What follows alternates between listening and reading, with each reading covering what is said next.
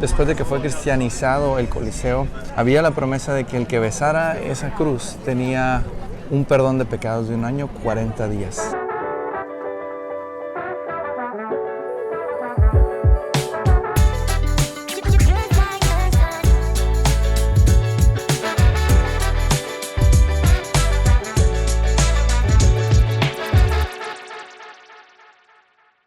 Gente, hemos entrado al Coliseo Romano, estamos ya adentro, es un verdadero mitote porque hay mucha gente en la fila. Venimos con un grupo de una empresa de turistas porque buscamos entradas al Coliseo independientes que no son tan caras, son como 18 euros, pero no encontramos. Hay una mafia en cuanto a los tickets, pero hemos buscado en otras fuentes con guía turística, lo que sí es que el precio se eleva demasiado, ¿no? Y ahorita se está peleando un poquito en contra de eso de las mafias que hay en la venta de tickets, así que pues a lo mejor cuando ya vengan ustedes ya les va a tocar hacerlo de una manera más normal, sin tanta mafia, y que salga un poco más barato.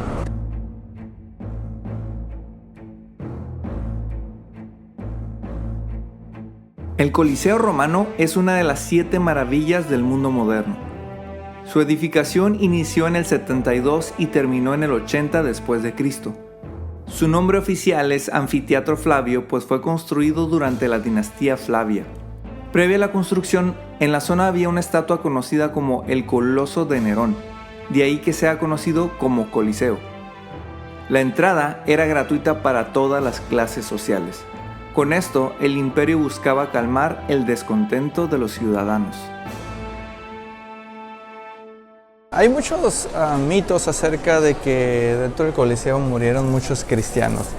Y hay un grave problema porque la historia reporta que sí y reporta que no.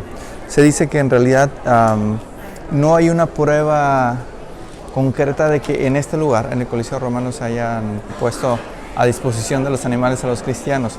Sí, obviamente no era el único lugar donde se hacían los juegos estos y había muertes de gente, no solamente cristianos. Por lo que se dice que probablemente haya sido en este lugar. Acá no hay prueba, algo escrito de que haya muerto algún cristiano. Sencillamente hay pruebas de que dentro de los circos romanos murieron cristianos. Pero que concretamente aquí, repito, en el Coliseo, no.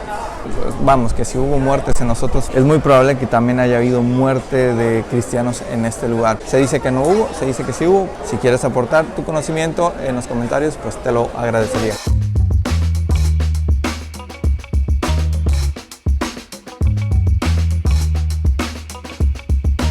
A ver, una vez que el cristianismo llega al imperio, con Constantino, el Papa condena en el siglo V el Coliseo, lo maldice y está clausurado para cualquier evento. Después de eso, gente vive aquí, gente pobre, gente rica, se convierte como en un mall, en un centro comercial. Hasta el siglo XVII XVII es cuando el Papa vuelve a abrirlo, lo consagra, lo santifica y vuelve a haber algún movimiento religioso en este lugar. Este papa fue Benedicto XIV y ese movimiento religioso fue un vía crucis dentro del Coliseo para recordar a los mártires, evento que se sigue realizando en la actualidad. En el siglo XVIII hubo planes de construir una iglesia dentro del anfiteatro también en honor a los mártires, proyecto que nunca vio la luz. Pero, ¿por qué darle importancia hasta el siglo XVI y XVII a mártires del Coliseo que quizá nunca existieron? La respuesta es especulativa, pero se necesitaba de una razón válida para que la iglesia tomara control de un lugar tan relacionado con el paganismo y la muerte. Este es el pasillo por el cual salían los vencedores de la arena, y esa cruz que acabamos de ver es una cruz que después de que fue cristianizado el Coliseo, había la promesa de que el que besara esa cruz tenía un perdón de pecados de 1 año, 40 días.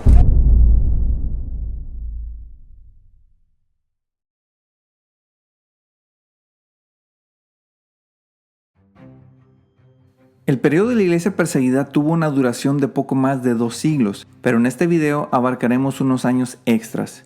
Como su nombre lo dice, los cristianos fueron perseguidos. Robert Baker menciona que la iglesia corría dos peligros en este segundo periodo: la persecución física y el peligro de una corrupción doctrinal junto a una división interna. Por el momento nos enfocaremos en la persecución romana.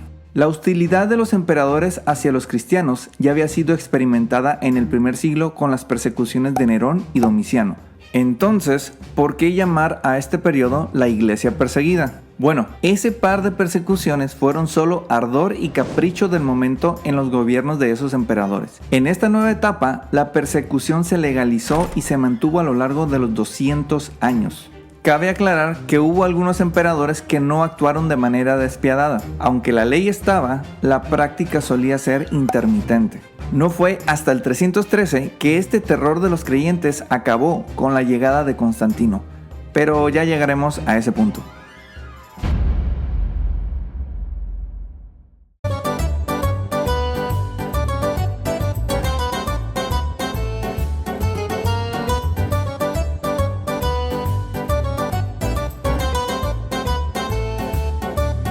Gente protestante, atrás de mí se encuentra la columna a Marco Aurelio. A ver, en el siglo II hubo 5 buenos emperadores, así se les conoce como los 5 buenos emperadores de Roma.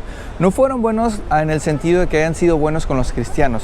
Se dice que fueron buenos porque es el momento en el que Roma alcanza su máximo esplendor como imperio. La Roma que nosotros conocemos con toda esa autoridad, poderío, imagen, vestimenta, es en el periodo del segundo siglo. Estos 5 buenos emperadores fueron Nerva, Trajano, Adriano, Antonio Pío y Marco Aurelio, el último de esos 5 buenos emperadores. Si en el primer siglo la iglesia fue perseguida por los judíos, por Nerón, y era básicamente como por mero ardor en el momento. A partir del siglo II es que se establece la persecución de los cristianos de una manera oficial. Ya no era tan fácil como decir, ok, vamos a matar a los cristianos, vamos a perseguirlos. Se necesitaba ya algo legal. Debía un ciudadano romano tener algunas pruebas, llevarlo a juicio, pero eso fue establecido a través del emperador de los 5 buenos emperadores de Roma. El segundo peligro era la corrupción y distorsión en la doctrina y la división del cristianismo. Para entender esta amenaza es importante considerar que en este periodo ya no vivía ningún apóstol, no había testigo ocular de los actos y enseñanzas de Jesús ni miembros de la iglesia primitiva. Sumado a esto, muchos de los nuevos cristianos se habían convertido de religiones paganas. Esto dio como resultado una contaminación en los principios y prácticas cristianas. De estas, mencionaré brevemente algunas de las corrientes que acecharon el cristianismo.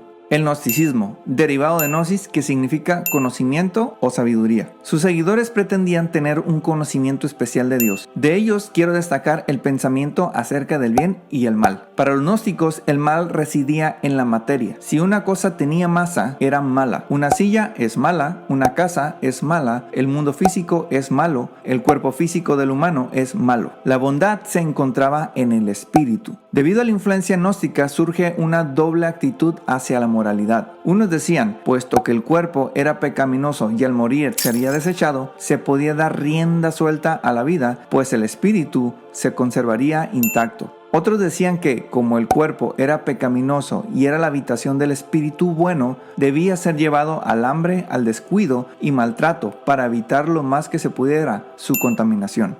Otro movimiento importante fue el montanismo. Para mediados del siglo II aparece un hombre llamado Montano, convertido del sacerdocio pagano. Lo importante a resaltar es que hacía énfasis en que Cristo llegaría pronto y decía que los cristianos debían estar separados del mundo. Pensamiento que sería base para el inicio de los monasterios años después. Pero lo más importante para nuestro estudio es que Montano diseñó una lista de pecados separados en veniales y mortales, los que son perdonables y los que traen condenación respectivamente. Y tengo que aclararlo, esto es totalmente antibíblico. Gente protestante, estamos en el Panteón de Agripa o Panteón de Roma. Este templo a los diferentes dioses fue mandado a construir por el tercer buen emperador de Roma, Adriano. Pero anteriormente ya existía otro panteón, que es el panteón que fue construido o mandado a construir por Agripa allá en el 27 a.C., en el momento en el que Roma se convierte de república a imperio. A ver, este lugar nos ayuda a entender un poco lo que pasaba en el periodo de la iglesia perseguida del siglo II y el siglo III. Resulta que en ese tiempo el cristianismo empezó a convertirse en un cristianismo que estaba contaminado, impuro, debido a que allá habían muerto en ese tiempo los diferentes apóstoles, los diferentes líderes religiosos de la iglesia, y había, digámoslo así, un poquito de descontrol en cuanto a la doctrina, en cuanto a las creencias. Debido a esto es que empieza a distorsionarse un poquito lo que se venía estudiando, lo que se venía practicando de acuerdo a las enseñanzas de Jesús y los apóstoles. Entendido está que los romanos tenían una religión con diferentes dioses.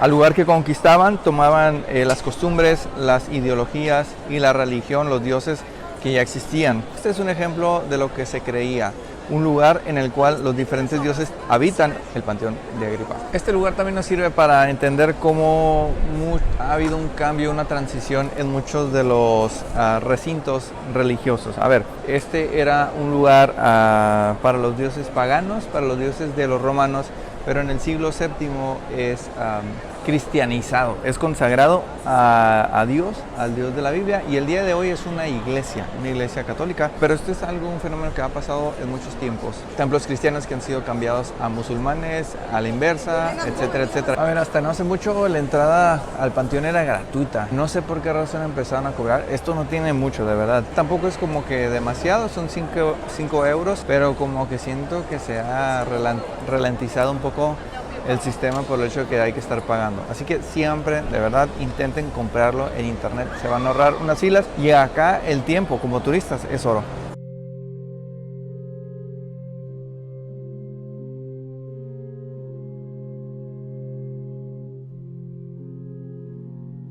El Panteón de Roma es un templo circular con techo en forma de cúpula, dedicado originalmente a todos los dioses romanos.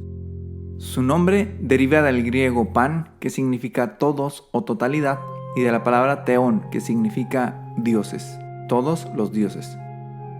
Actualmente es una iglesia y lleva por nombre Basílica de Santa María y los Mártires. Una de las características más llamativas es ver cómo los espacios destinados a los dioses paganos han sido ocupados por figuras relacionadas al cristianismo. Este templo ha sido nombrado Patrimonio de la Humanidad por la UNESCO y es un imperdible en la ciudad de Roma.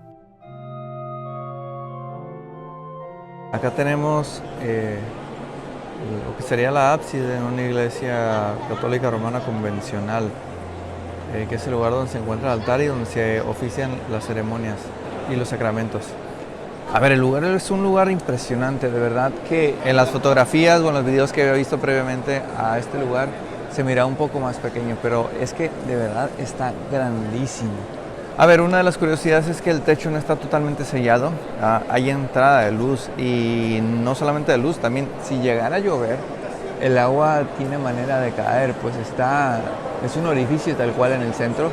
Pero otra de las características de este lugar es que el centro, en el piso, llamémoslo así, en el punto más central, es un punto alto y hacia los extremos va en caída. Así que si lloviera así como con mucho torrente, con mucha agua, el agua se iría hacia las orillas, la periferia del círculo, y hay unos drenes en las orillas. Así que está loco eso porque ninguna iglesia creo que tiene abierto el techo. Como ya lo mencioné, muchos de los ganados para el cristianismo eran personas que venían de trasfondos paganos. Estos trajeron algunas de las ideas corrompidas de esos sistemas religiosos. Una de ellas era el fetichismo, es decir, la devoción hacia los objetos. Las culturas paganas exageraban la importancia de las exterioridades religiosas, cosas y acciones. Los huesos de los santos, posesiones religiosas y el signo de la cruz empezaron a tener valor sagrado. La religión empezó a ser medida por la participación en los actos y por la posesión de estas reliquias sagradas. Otra idea heredada fue el sacramentalismo. En la iglesia primitiva, las dos ordenanzas eran el bautismo y la cena del Señor, las cuales eran solo memoriales. Estos recibieron el nombre de sacramentos y ahora se creía que poseían salvación y gracia espiritual. Como consecuencia, llegaría el sacerdocio. Los cultos paganos requerían de rituales y sacerdotes. Ahora que el bautismo y la cena del Señor tenían un poder mágico, se necesitaba de un hombre preparado y calificado para administrar estos ritos. La salvación era identificada con los ritos del bautismo y la cena, y estos solo eran efectivos bajo la supervisión del obispo. Con esto llegó el profesionalismo, es decir, una distinción entre los que administraban la religión y el resto de los mortales, el clero y los laicos. La palabra clero significa los que han sido llamados de Dios, mientras que laicismo significa el pueblo.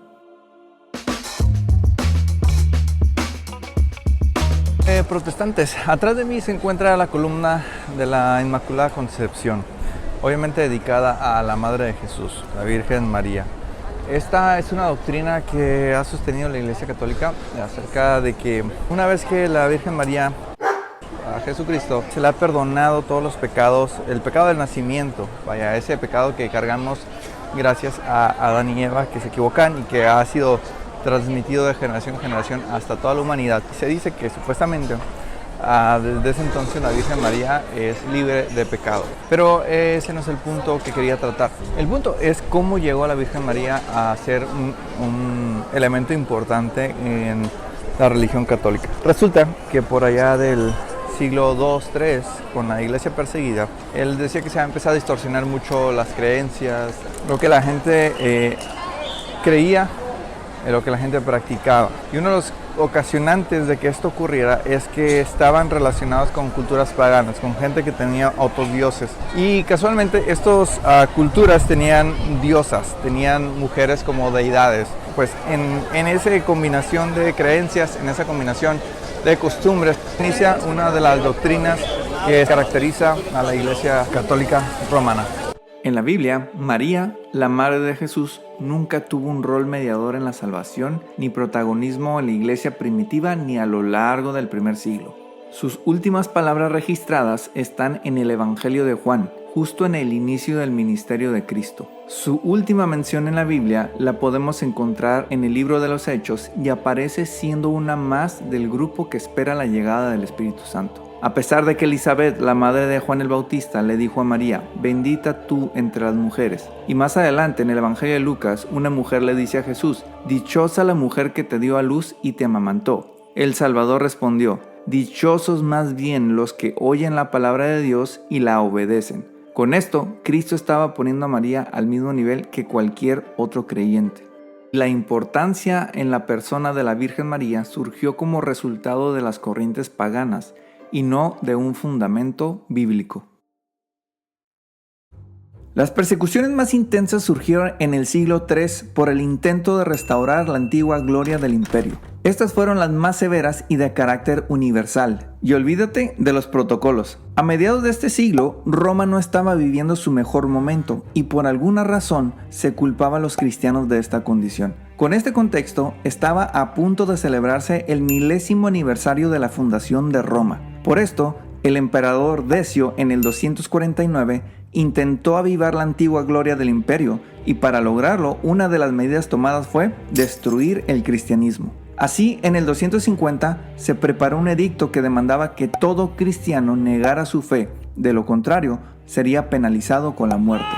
La otra gran persecución tomó lugar alrededor del 300. Diocleciano, con el deseo de frenar la decadencia del gobierno, expidió una serie de edictos que ordenaba que las iglesias fueran destruidas, los obispos fueran apresados y que los cristianos negaran su fe o sufrirían la muerte. No fue hasta el año 313 que aparecería el personaje que establecería la libertad de culto para el cristianismo: Constantino.